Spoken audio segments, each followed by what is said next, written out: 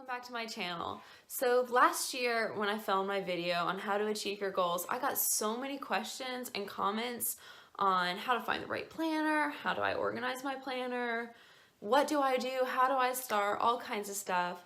So today I've decided to make a video on how to boost your productivity without completely losing your mind.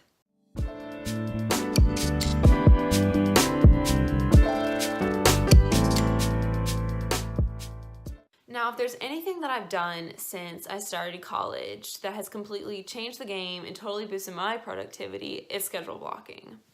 Okay, before I get into the meat of this video, I want you guys who want to boost your productivity and completely reorganize your life to hit that subscribe button below and give this video a thumbs up so that I know to make more videos like these. I highly suggest getting a digital calendar because we're always on our phones, and I can promise you that you can type far faster than you can when you're handwriting your schedule out in a planner.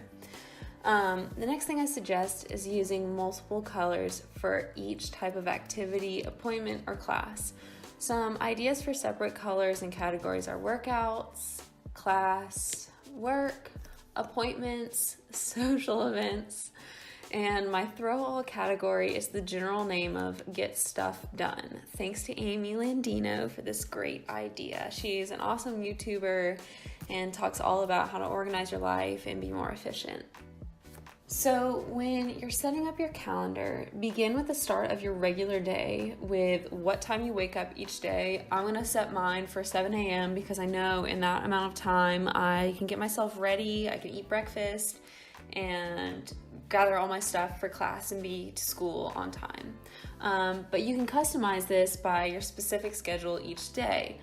I know setting up a specific event for waking up seems excessive, but I like to do it so that I can have a visual for the time that I will not schedule anything, because this is the time that I not only wake up but also get ready and make my morning commute. Next, I like to make sure I get around 8 hours of sleep. I'm fine functioning at 7 hours, so that's what I aim for, but I know some other people need like 6 hours or 5 hours, and some need 8 or 9. But I just know that 7 hours is how much time I need to function as a shiny, happy person each day. Depending on how much time you need to spend sleeping, set your bedtime. And of course, this will depend on what time you need to go to sleep and what time you get home from your daily activities. Okay, next, add in all the essentials. I'm still an undergrad, so I have class daily. So I'm going to plug in every class I have so that I never overschedule myself.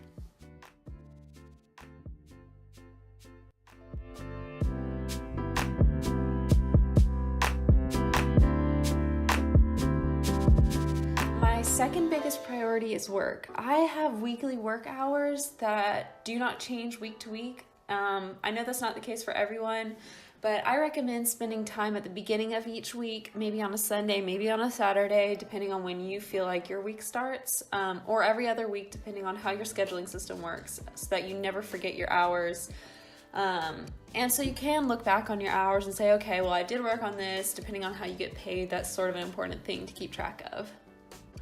I like to schedule time to work out, and by now I can see all the free time that I have during the week outside of class, outside of work, outside of all those other appointments that I have. So I'm going to go ahead and block out that time, whether it's working out at the university, which is really convenient because I'm either getting out of class or in between classes, or whether that's when I go to my hot yoga studio. Finally, the throw-all category. That's our get stuff done category. So as a student, I need to block out time throughout the week to study and complete assignments.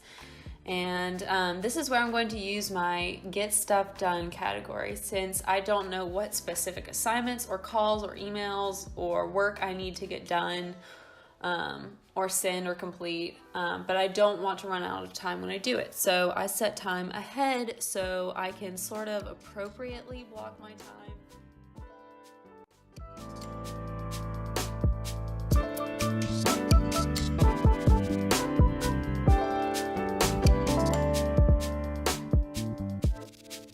And here finally, in the last little segment I have, I'm going to block out any meetings that I Now I have coming up next week, so I'm gonna go ahead and plug those in.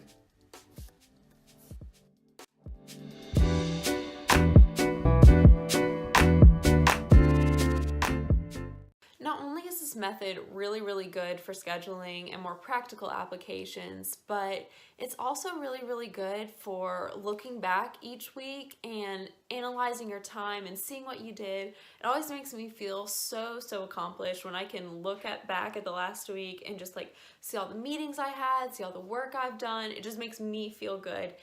And like I said, it's also really good for analyzing your time and seeing, am I actually spending my time efficiently, or am I doing tasks that aren't really serving me to my better purpose? Because your time is so valuable. You don't want to let it go to waste.